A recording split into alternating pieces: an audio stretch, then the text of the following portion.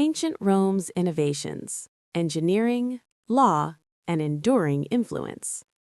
The city that refused to stay small. The city is quiet now. Not silent. Rome never truly manages that, but muted, like a great animal half asleep. Somewhere in the distance, stone still ticks as it cools from the day's heat. A fountain murmurs to itself, endlessly patient. The Tiber slides past its banks with the practiced indifference of a river that has seen everything and learned nothing. It's late, the kind of late where history feels closer, where the centuries thin out and the past stops being an abstract idea and starts feeling like a presence standing just behind you, breathing softly. If you listen closely, really listen, you can almost hear it. The echo of boots on stone roads, the dull thud of hammers shaping marble, the low hum of voices arguing over contracts, laws, taxes, and whose fault it is that the aqueduct is leaking again. This is Rome. Not the postcard Rome, not the marble statues and heroic busts frozen in museum silence. This is the working Rome, the thinking Rome, the obsessively organized, quietly brilliant Rome that decided, very early on, that chaos was unacceptable, and everything, water, people, power, even time itself, should be engineered into submission. And somehow, it worked. For centuries, which is honestly a little unsettling, because Rome wasn't supposed to last. It began as a muddy settlement of huts and livestock on a cluster of hills that no sensible empire builder would have chosen. Swamps below, hostile neighbors nearby, no natural harbor to speak of. If this were a movie, this would be the part where the narrator says, "against all odds," and means it. But Rome didn't rely on odds. Rome relied on systems. And systems, when designed well, have a way of outliving everyone who builds them. The story of Rome's innovations, its engineering, its laws, its administrative genius, isn't really a story about brilliance in the abstract. It's about obsession, an almost stubborn refusal to accept inefficiency, a cultural allergy to things not working properly. Water should flow where people live. Roads should go where armies need to march. Laws should apply even when it's inconvenient, especially when it's inconvenient, because of course they should. Long before Rome ruled the Mediterranean, before emperors and marble forums, and the casual assumption that the world was theirs to organize, there was just a collection of hills and a people who learned slowly and painfully that survival depended on structure. The early Romans were not dreamers, they were pragmatists, farmers, soldiers, bureaucrats before bureaucracy had a name. Their neighbors, the Etruscans, the Greeks, were flashier, more artistic, more philosophical. Rome watched all of that with interest, nodded politely, and then stole whatever seemed useful. Engineering? Yes, we'll take that. Law? Definitely. Urban planning? Absolutely. Gods? We'll borrow those too and rename them later. Rome's greatest innovation may not have been any single invention, but its talent for absorption.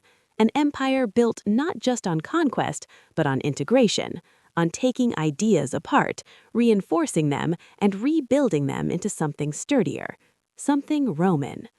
In the early days, Rome was ruled by kings, 7 of them according to tradition, semi-mythical figures who straddle the uncomfortable line between legend and history.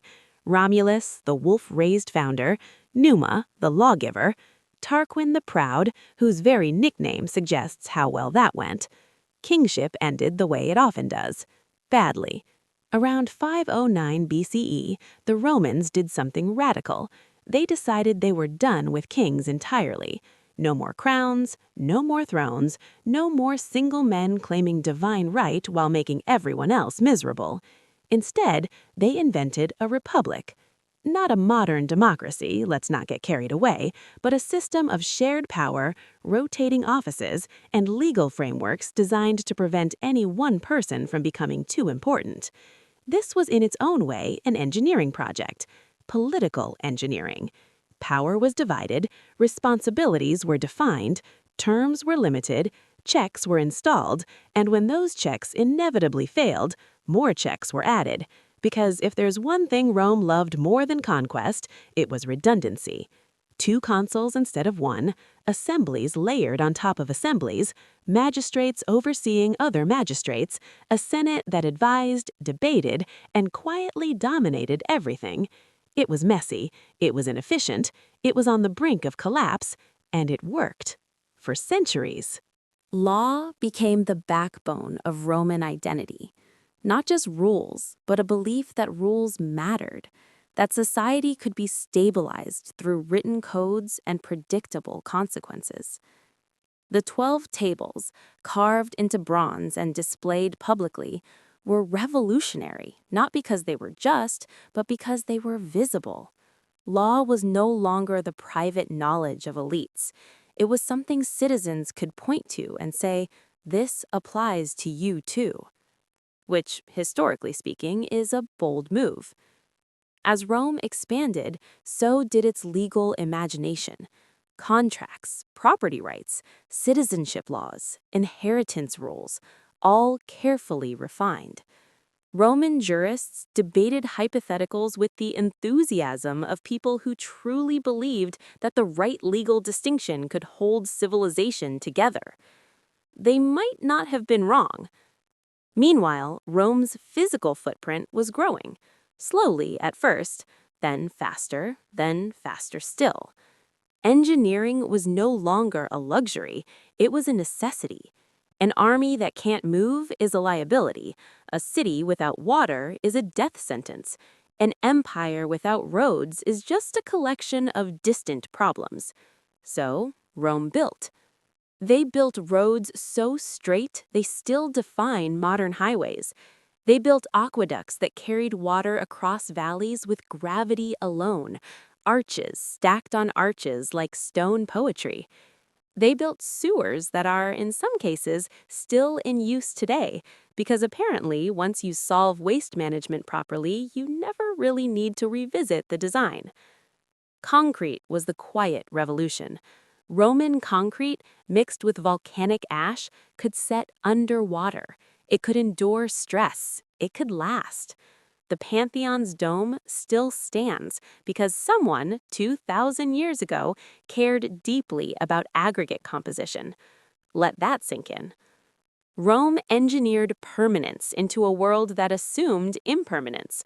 Where earlier civilizations built for the present, Rome built for the future, sometimes arrogantly so, as if daring time to do its worst. Time, eventually, accepted the challenge, but not yet. As the Republic strained under the weight of its own success, wealth flooding in, inequality sharpening, generals becoming dangerously popular, the systems began to creak. Laws were bent, offices were exploited, armies became loyal to individuals rather than the state. And, because of course they did, the transition from republic to empire was not sudden. It was a slow, grinding realization that the old safeguards were no longer enough. Augustus didn't abolish the republic, he wrapped it in ceremony and quietly made it irrelevant. But even as political power centralized, Rome's innovations continued to spread. Provincial administration became an art form. Census taking, tax collection, standardized measurements, official records, bureaucracy as a tool of control, yes, but also of stability. If you were a provincial Roman, you might never see the emperor, but you would see the road, you would drink the water, you would interact with the law. Empire, for Rome, was not just domination, it was infrastructure. And that might be the most unsettling part of all. Because when Rome finally fell, when emperors vanished, borders collapsed, and the Western Empire fragmented into something unrecognizable, the systems didn't disappear. They lingered. They adapted. They became the scaffolding of medieval kingdoms, modern states, and legal traditions that still govern lives today. We live, in many ways, in Rome's long shadow. We drive on their roads. We argue in their legal language. We organize cities, governments, and institutions using principles they refined through trial, error, and occasional civil war. Rome is gone, but Rome is everywhere.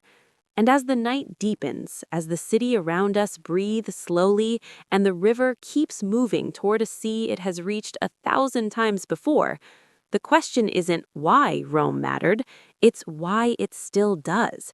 And why, long after the legions have faded into dust, we're still building the world the way they taught us to. Water, stone, and the Roman obsession with making things behave. By the time the sun rises over Rome, the city is already awake. Water is moving. Not dramatically, not loudly, just persistently. It slips through channels cut into stone. It glides along hidden gradients so slight the eye can barely detect them. It gathers, pools, distributes itself with quiet discipline into fountains, baths, basins, and pipes that hum faintly as if alive. This is not nature anymore. This is water after Rome got involved, and Rome loved getting involved. The ancient world understood water, of course. Everyone did. You couldn't survive without it. But Rome took water personally, treated it not as a gift from the gods, but as a logistical problem waiting to be solved, and once solved, optimized, and once optimized, scaled until it bordered on the absurd. Aqueducts were not Rome's invention. Let's get that out of the way early. Gravity-fed water systems existed long before a Roman engineer ever sharpened a stylus. The Greeks had them. The Persians had qanats. Even small settlements had channels and pipes. But Rome looked at those systems and thought, yes, but what if it were bigger, and also taller, and also permanent? The Roman aqueduct was not just a utility, it was a statement. A long, unbroken line of arches marching across the landscape, indifferent to valleys, rivers, or inconvenient geography. It announced from miles away that Rome had arrived and that Rome intended to stay hydrated. What makes Roman aqueducts so quietly impressive is not their scale, but their restraint. These were not steep, rushing torrents. The gradient was often no more than a few centimeters per kilometer. Too steep and the water would erode the channel. Too shallow and it would stagnate.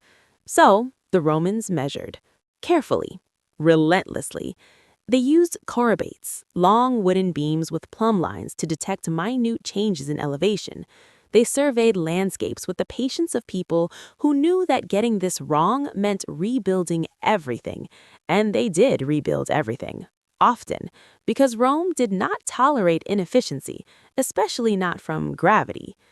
By the height of the empire, the city of Rome itself was fed by 11 major aqueducts, some stretching over 80 kilometers. Together, they delivered hundreds of millions of liters of fresh water every single day.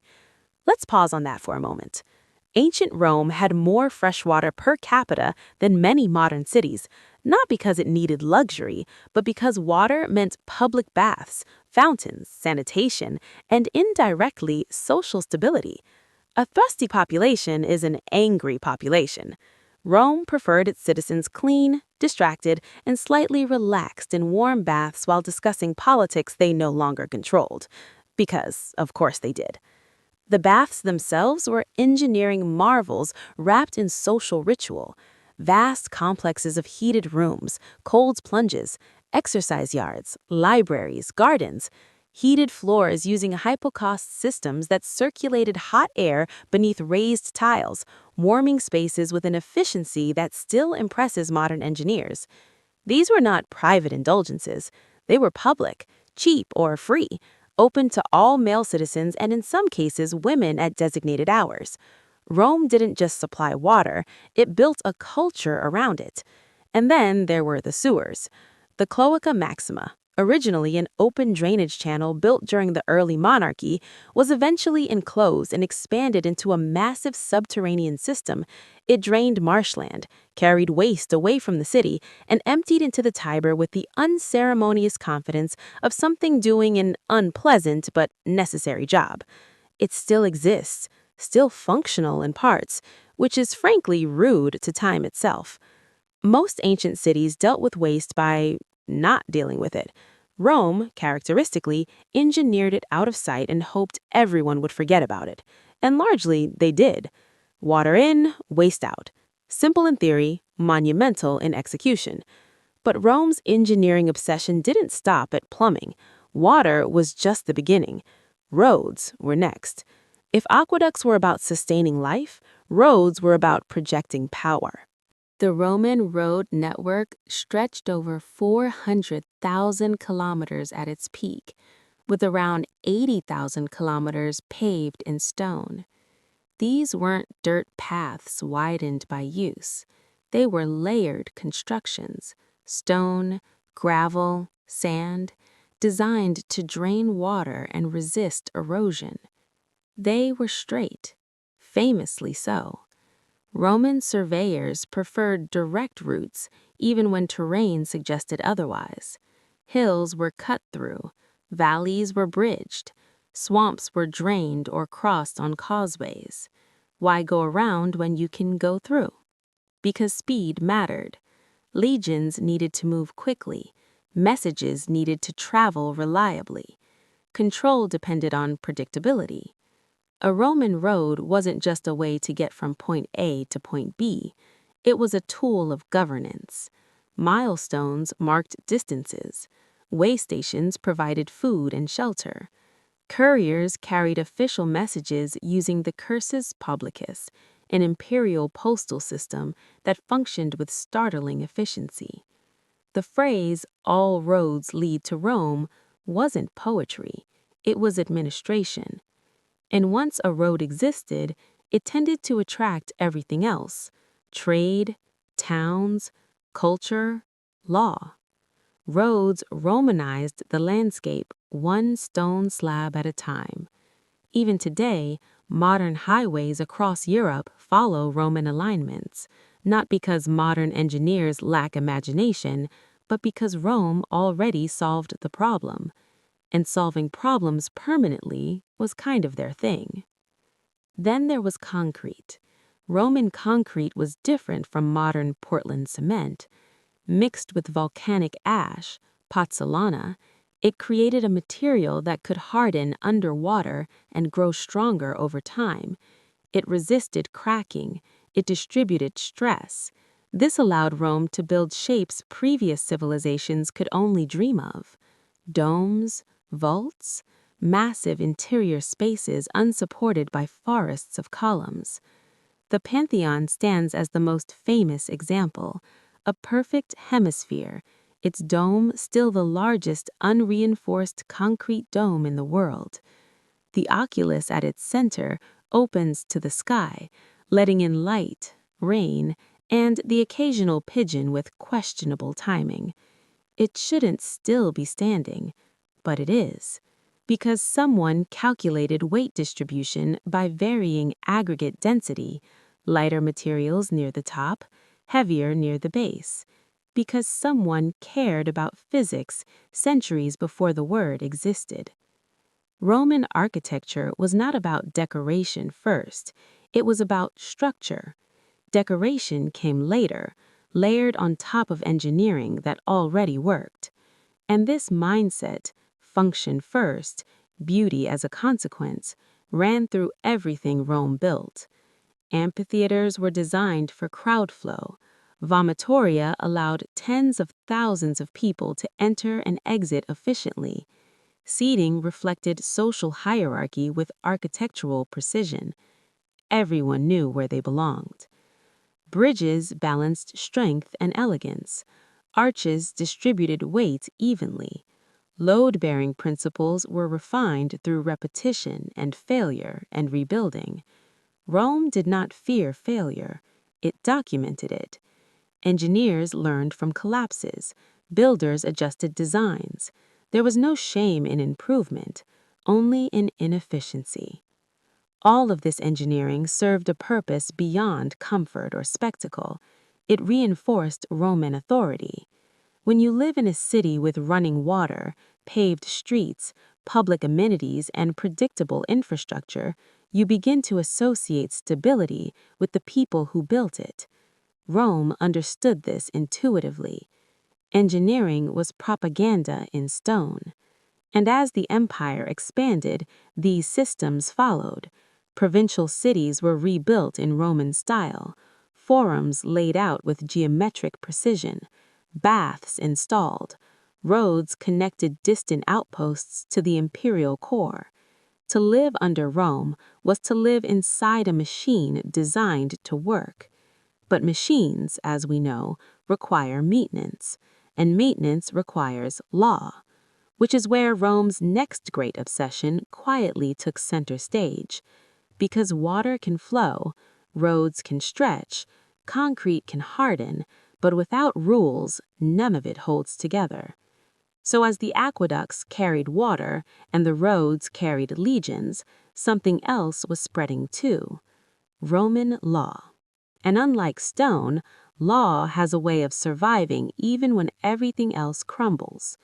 That's where we'll drift next, as the night deepens and the city grows quieter, into courtrooms, contracts, and the strange Roman belief that if you could define something precisely enough, you could control it.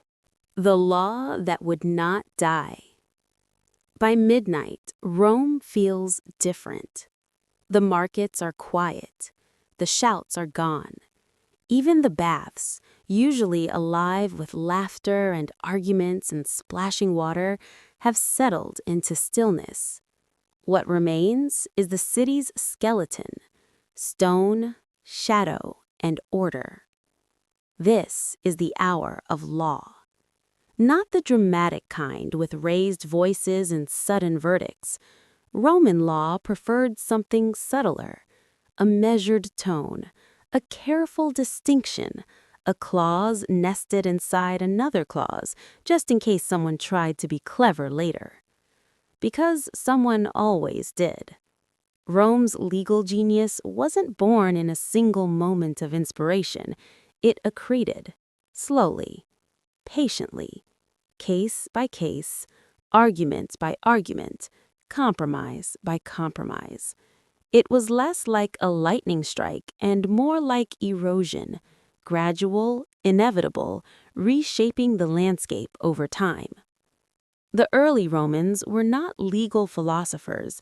They were farmers who needed rules about land boundaries, merchants who needed contracts enforced, families who needed clarity about inheritance before things turned ugly at funerals. Law, for Rome, was not abstract justice. It was conflict management. And Rome had a lot of conflict to manage. In the Republic's early days, law was an instrument of class tension. Patricians, old aristocratic families, controlled legal knowledge.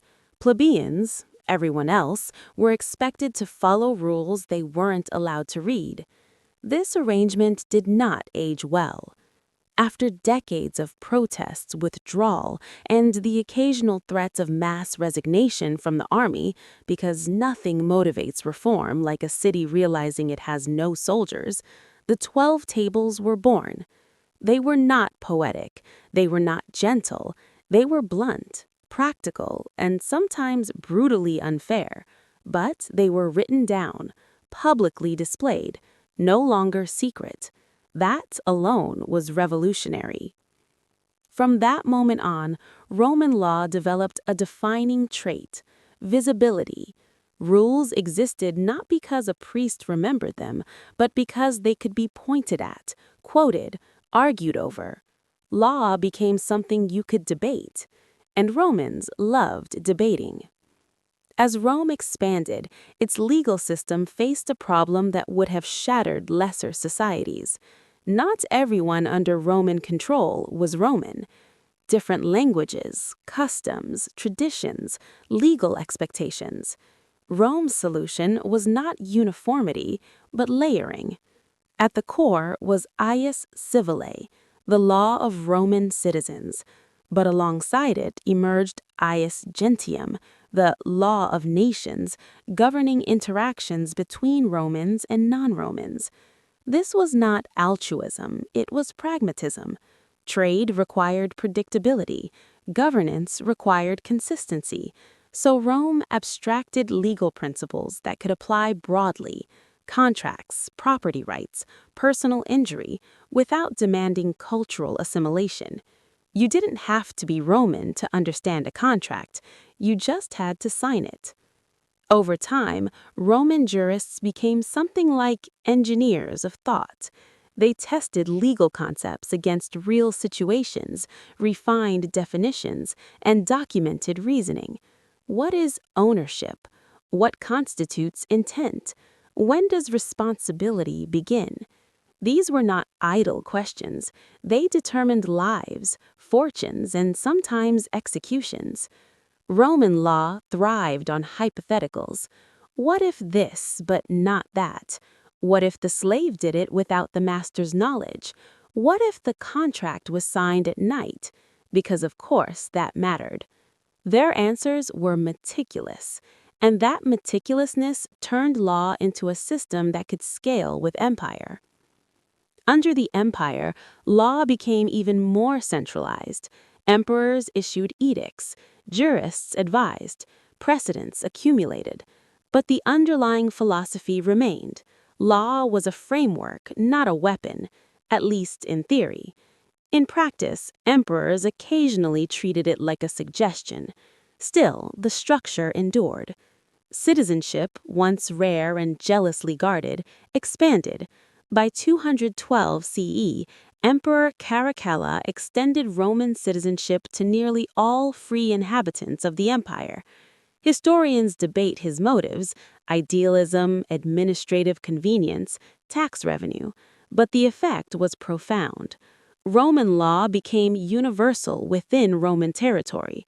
Rights and obligations were standardized, legal identity was clarified, and something subtle happened. People began to think of themselves not just as subjects of a ruler, but as participants in a legal order. That idea, quiet, powerful, dangerous, would echo for centuries. Even as the Western Empire fractured, Roman law refused to vanish. Barbarian kingdoms adopted it selectively. Church institutions preserved it. Monasteries copied legal texts alongside scripture. In the East, the Byzantine Empire systematized it. Emperor Justinian's Corpus Juris Civilis, a massive compilation of Roman legal thought, would later resurface in medieval Europe like a time capsule from a more organized past. And when it did, it changed everything. Modern civil law systems trace their lineage directly to Rome. Concepts like legal personhood, contracts, torts, and property law are not ancient curiosities, they are living ideas, still shaping courtrooms today. Rome's empire fell, its law stayed, and that may be its most enduring conquest. As the night edges closer to morning, as the city holds its breath before dawn, there's something almost comforting about that. Empires crumble, buildings collapse, roads erode, but ideas, carefully defined, meticulously argued, can outlast marble, and Rome, above all else, understood the power of definitions. Paperwork, power, and the art of running the world. There's a moment, somewhere between midnight and dawn, when even an empire feels tired. Not defeated, not afraid, just worn down by the sheer effort of continuing to exist. Rome knew that feeling well. Conquest is loud. Administration is quiet. And yet it's the quiet part that determines whether an empire lasts longer than a generation. Rome learned this early, often the hard way, and responded with something profoundly unglamorous: bureaucracy. No marching legions, no triumphal arches, just records, offices, standardized procedures, and people whose entire job was making sure things didn't fall apart while no one was looking. Rome didn't invent bureaucracy, but it refined it into an imperial art form. At the heart of Roman administration was an understanding so simple it almost feels modern. Territory doesn't matter unless you can manage it. Land without oversight is just potential chaos. So Rome counted. They counted people. They counted land. They counted taxes, livestock, grain shipments, military supplies. They counted again, just to be sure. The census was not a suggestion. It was a ritual of control. Every 5 years in the Republic, later at varying intervals under the Empire, citizens were registered, classified, and assessed. Your wealth determined your political rights, your obligations, your place in society. Rome believed that order began with knowing who existed, and once known, they could be organized. Provinces were carved up with deliberate care. Each had a governor, sometimes senatorial, sometimes imperial, whose responsibilities were clearly defined, at least on paper. Justice, taxation, security. Abuse was common. Corruption was endemic. Rome was not naive about human nature, which is why governors were also monitored, in theory. Letters traveled constantly between provinces and the capital, reports, petitions, complaints. Emperors, especially the more conscientious ones, read obsessively. Pliny the Younger's correspondence with Emperor Trajan reads like a customer service email chain for an empire. What should I do about this? How should I interpret that? Is this policy acceptable? Trajan replies patiently, firmly, occasionally with thinly veiled irritation. Even emperors needed guidelines.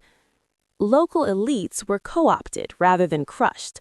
Rome understood that ruling through familiar faces was easier than imposing strangers. Provincial aristocracies were encouraged to adopt Roman customs, language, and administrative practices. In exchange, they received status, security, a place within the system. This was not cultural erasure, it was integration with benefits. Romanization happened slowly, unevenly, often unintentionally, but it was powerful. Cities became miniature Romes, forums, baths, temples. Latin inscriptions appeared beside local languages. Legal norms spread through daily interaction, not decree. People adapted because adaptation was rewarded. Behind it all was the imperial economy, vast, interconnected, and fragile. Grain from Egypt fed Rome's population. Olive oil from Hispania lit lamps and flavored meals. Wine flowed from Gaul. Goods moved along roads and sea lanes in quantities never seen before. To manage this, Rome standardized weights, measures, coinage. A denarius meant the same thing whether you were in Britain or Syria. Taxes were assessed in predictable ways. Supply chains were monitored with bureaucratic precision. The annona, the grain dole, fed hundreds of thousands in Rome itself. Failure meant unrest, riots, political disaster. So ships were tracked, storage facilities guarded, distribution organized with military discipline. Empire, at this scale, was logistics, and Rome was very good at logistics, until it wasn't. As centuries passed, the administrative machine grew heavier, more officials, more layers, more paperwork. Taxation intensified to support a bloated military and court. Reforms came in waves. Diocletian reorganized the empire into smaller administrative units. Constantine centralized authority further. Titles multiplied. Offices proliferated. The system adapted, always adapting. But adaptation has a cost. By the time the Western Empire began to unravel, the administrative framework was its strength and its weakness.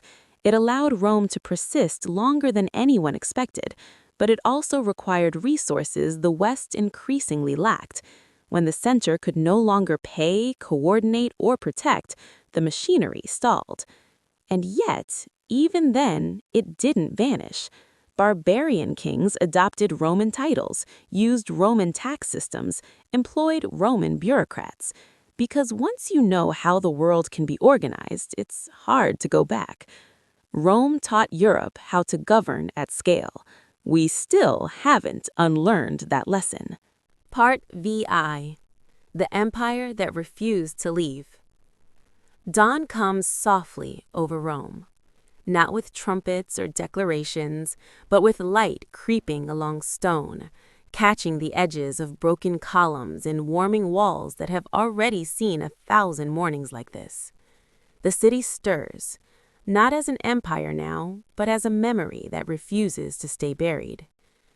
Rome did not end the way people like endings to happen.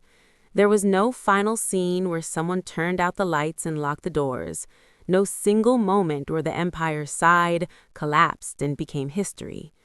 It frayed, it thinned, it faded in some places while continuing stubbornly in others.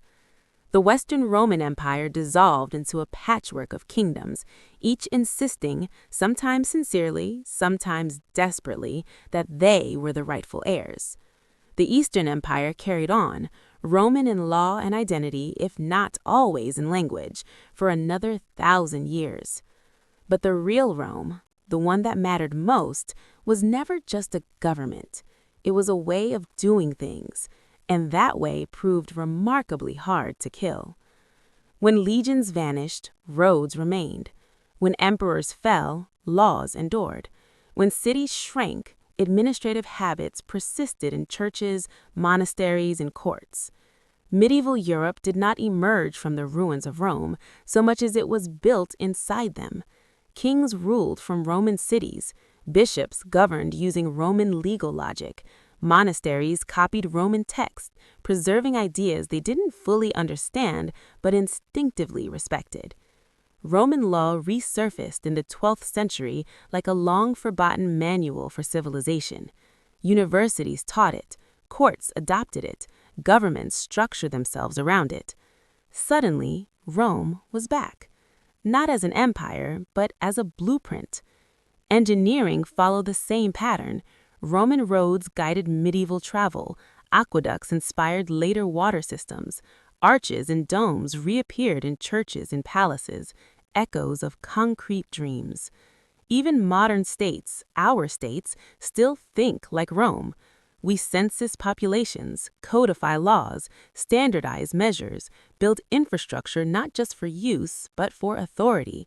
We assume that order is something you can design. That assumption is Roman. Rome's greatest innovation was not domination. It was confidence.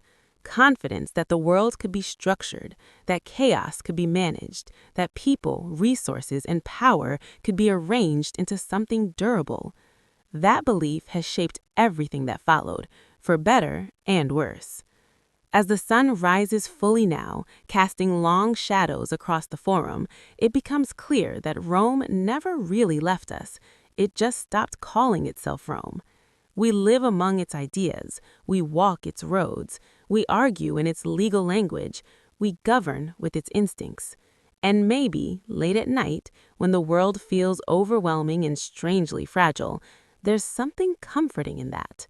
A reminder that people once looked at disorder and said, no, we can build something that lasts, even if it doesn't last forever, even if in the end it becomes a quiet story told long after midnight. The city exhales, the water flows, and somewhere beneath the modern world, Rome is still doing what it always did best, holding things together.